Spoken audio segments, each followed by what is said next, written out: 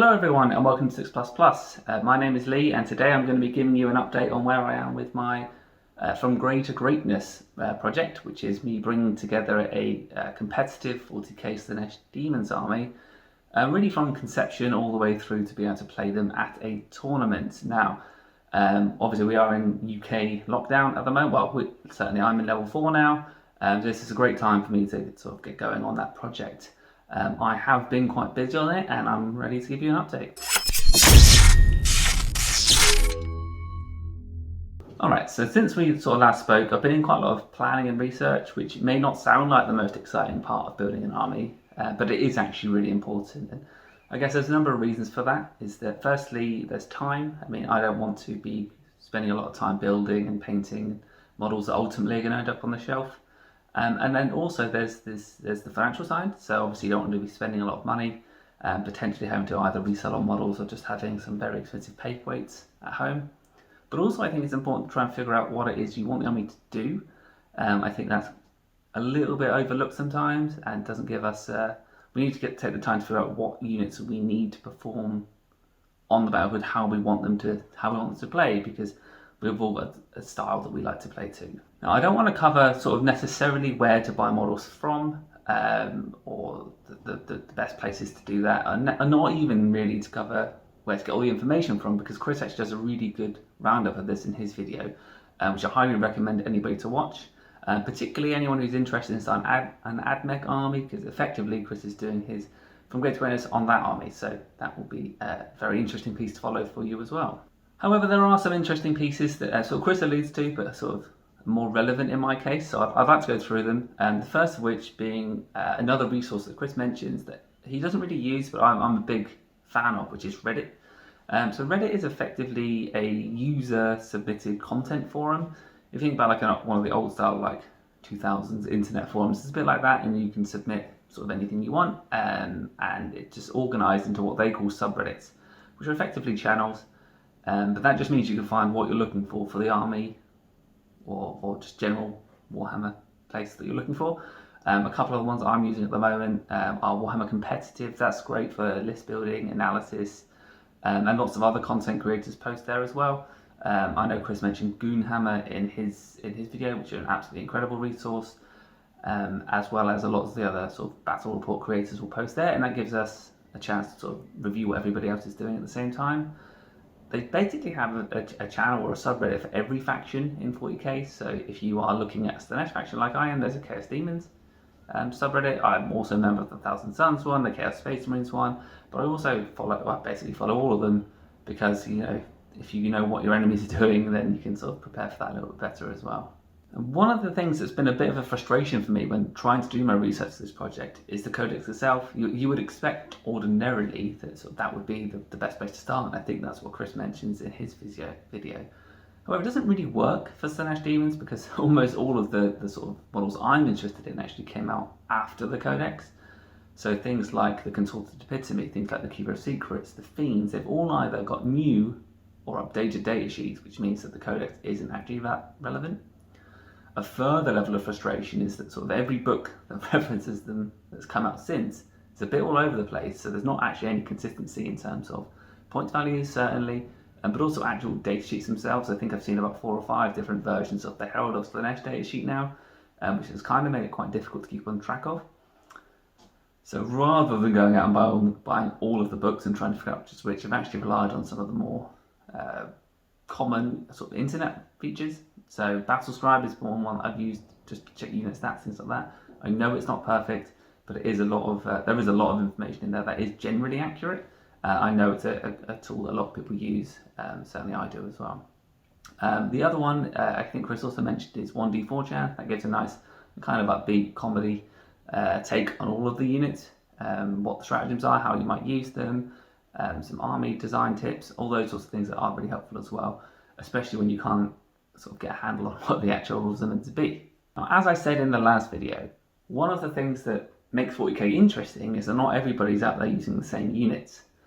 However, that doesn't mean that some units might just tend to perform better than others. And right now, when we're sort of struggling to play games, and also there's a kind of a finite amount of time anyone can actually spend playing Warhammer, we can actually look to the sort of the data to help us, to sort of give us a push in the right direction.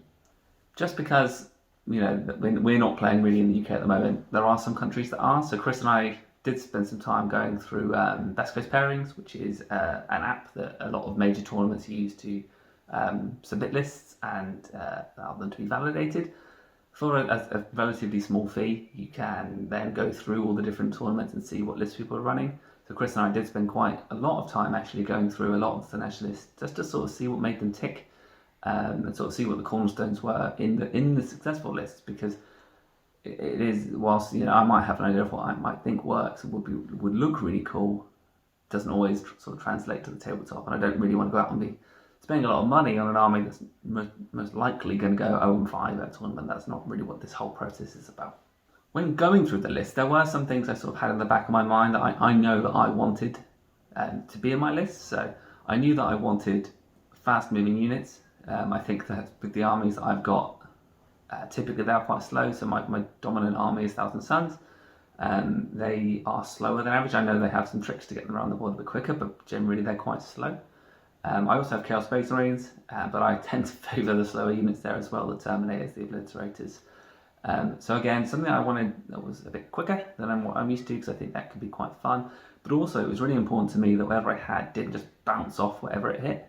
I know that as much fun as I'm sure it would be to paint 90 plus Demonettes, whilst they are okay in combat, they're just okay at sort of killing sort of medium light infantry, and not even that great at that. So I needed something that can actually, when it hit something, actually killed the thing, or at least took a big chunk out of it. And then lastly, I really wanted some units, and I think Slaanesh is one of the main reasons I chose this army, is because it has lots of disruptive tools. So things like stopping things from able to fall back and shoot, leadership modifiers, doing things out of phase, disruption to psychic, and all those sorts of things. So I had that in mind as I was going through all the lists, and that sort of helped me to pick out what I thought for me were going to be the cool units in my army. And that's really what the basis of what I've then gone on to do has been about. Ultimately then, that sort of helped me to develop this idea of what I wanted my core to be. And based on that, and sort of I alluded to it in my last video as well, I knew that I'm going to be having some keepers in the list. The new keeper is Secrets model. It is incredible looking. It's really fast and moves 14 to start with. The only issue in the past has been their sort of survivability, but I know that with the exalted traits that you can get now, that can be boosted quite a lot. And they are one of those units that hits really fast, provides the reroll, the advance and charge aura to other Slaanesh units, which is great. And they hit really, really hard. So I will certainly be taking some of those. And they did tend to appear in all the successful lists. How people run them was slightly different. So there were a number of different sort of secondary options. I'm torn at the moment, so there's one that comes with a 6+++, sort of what used to be known as a Feel No Pain. That's a little bit more expensive points wise, or there's one that allows you to regain wounds after you kill a unit, which is also tempting. Basically, I think they're killing enough already, so I'm just trying to find ways to make them more survivable.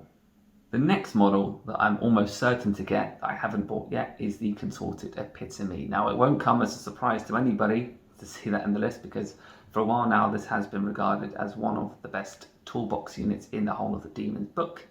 It comes with a number of different benefits, and it fits exactly the brief that I was looking for. So again, it's quick. It has the power to sort of disrupt a psychic phase, in that it has a number of denies, but it also absorbs mortal wounds on a 2+. Well, absorbs is maybe the wrong word. It doesn't gain wounds, but it just nullifies them. So if you're coming against a smite heavy army, you can just throw that out in the front, and basically the smites are doing nothing for the entire game. Obviously, it is a character, so that it can be shot, but some armies don't rely that much on shooting, they rely more on their psychic powers, hence my Thousand Suns army, certainly in 8th edition, would have struggled quite a lot to deal with that. But the thing that really attracts me to it is this, is the rule, I think it's called the Horrible Fascination, and that's a rule that just stops anything from falling back. So that is, if you roll, I think it's 3d6 and exceed the leadership of a unit, and Slaanesh has quite a lot of ways to debuff the leadership of units. It just means they can't fall back. Doesn't matter what they are, just cannot fall back. This is great if you're trying to sort of keep something in combat that actually can't really hurt you that much, or better yet, is if you try and get something that has a minimum move characteristic. It was FAQ to say that if you can't fall back, therefore you cannot make your minimum move, that unit is just destroyed. So you can sort of tag a plane in there, you can sort of do whatever you want. Coming in next is Slaanesh, or Slaanesh, depending on how you want to say it, the Vengeful Allegiance. Now I really, really like this model. In fact, it's one of the ones that I will show you later. What I love about it is it's quick. Again, I think it moves base 9, has a huge number of attacks and fights twice in each phase, potentially 3 times if you get the right psychic powers with you as well, and it is a psyker. But it also has a number of really powerful buffs. So it allows you to reroll your failed morale checks, which doesn't sound that great, but if you're fishing for those ones with your demonic icons, could be good. It also has the sort of buffing power of a herald, so it gives everything around it that +1 strength, which is good because a lot of things in the army base are strength 4, and you kind of like them to be strength 5, so they're winning toughness 4 units on 3s, and also push your keeper up to a higher base strength as well. So it just means they're that little bit better at destroying vehicles. It does work on himself as well. In terms of actually fighting, the thing's an absolute beast with the amount of damage that it can put out. So yeah, I'm a huge fan of that model. Sort of like to describe it as a bit of a mix between a demon prince and a herald, and that you sort of get the best of both. Again, it's a character that's under 10 wounds, so it can't be targeted, so you can potentially run that up behind the keepers, and then by trapping things in combat, you can then stop it from getting shot, and hopefully it gets there to sort of make up its points, because it's not cheap, but I think it is good. Now, those things are all quite straightforward. Those are the sorts of things you'd sort of see in every list, because they are good. They might change, sort of, particularly around the keepers, in terms of numbers that you might have. We might have Shalaxi in there, that's another thing for me to consider. But my list takes a bit more of a turn now when I come to the next slot, which is the Fiends. So again, talking about things that disrupt the army, Fiends have a -1 to Psychic Powers Aura within 12 inches, which is great if you come against Psycho-heavy armies. They also have a similar rule to the Epitome, in that they enemy units within 1 inch of them, unless they can fly, cannot fall back. So it's another way of protecting your other big characters from the shooting. And whilst they may sort of smash into the screens up front, way to far I found is what actually brings the bigger units down. So if you can get them into a big squad of guardsmen or cultists or anything like that, they might chip off a few wounds to you, but you've got 4 attacks each. You can do a bit of damage yourself. And this is what I've really leaned into in the list design, which is 12 Fiends. Probably sounds like a lot, and I guess it is a lot, but I think for me, something that moves as fast as they do, and they start with 14, they stay at 14-inch movement with advance and charge if you're within the character range as well, and that disruptive power makes them really, really great, I think. I may be proved wrong on that, but they are sort of going to be the cornerstone of my army, and of course I'll have some Demonettes and things in there as well. I won't sort of go into too much of that. But they are the unit that I'm sort of planning my design around. So a lot of hard-hitting characters, big monsters that sort of have to be dealt with, and then finding ways that people can then not deal with them is the idea. So shutting down the shooting, shutting down the psychic phase. In combat, of course, all of the units will always fight first in ongoing combat. But because they can all effectively advance and charge, hopefully they'll be fighting first. They'll be getting the charge more often than not as well. So that's great. All right, time for the moment of truth and the moment of shame. Depends how you look at it. Let's go through what I've purchased so far. Cue cash register noise, Chris. So far then, I have purchased 1 box of Fiends. Now, this was sort of before I did anything else. I just thought they were really cool and I liked them. I didn't know at the time I was going to buy as many as I eventually was going to.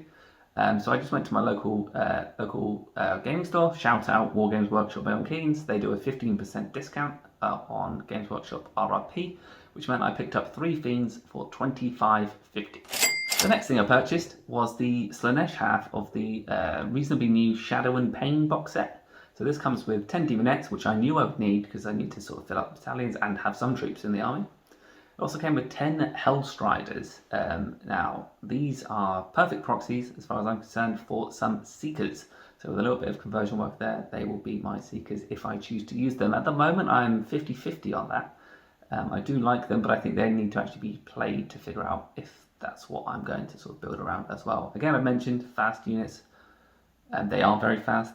They're not particularly punchy, but they are disruptive because of how fast they are. So that is some options there. And then lastly was the Lord of Pain, which is a very cool model that doesn't actually have rules in 40k at the moment, but whether or not it does, it could still be used as a herald. So thank you to Keith for selling me those. I got those from him at the cost of £50 delivered. So at this point, everything was pretty much under control. Nothing surprising, nothing sort of piling up too much. That's where it all changed. So actually, I wasn't even looking, but a nice guy called Bobby Halls wrote to me. He saw my previous post, my first From Great to Greatness video, and decided to reach out to me with a load of Slaanesh stuff. Funny enough, that I wanted basically all of it. So thank you very much to him. I got Shalaxi Hellbane, or a Keeper of Secrets. I got Celesk, still don't know how you say it. 9 fiends. That takes me to 12 fiends. That is exactly where I need to be, exactly what I wanted. And another 30 demonettes. All in all, that cost me about £190, I think it was, after postage, which was a great deal compared to the Games Workshop RRP, and sort of a lot better than you'd get secondhand, sort of generally. A couple of the models had a bit of paint on them. That wasn't an issue. They were painted to a good standard, so I was happy to buy that job lot, and yeah, I really appreciate that. So that sort of really got me on my way to sort of filling out the army. So in summary, I've spent about £265, £265.50 to be exact. And for that, I've got about 1,400 points of Slaanesh, give or take, depending on loadout, which I think is not bad, and it's certainly a lot less than would have cost me if I had gone to GW Direct or even gone to some of the discounted resellers.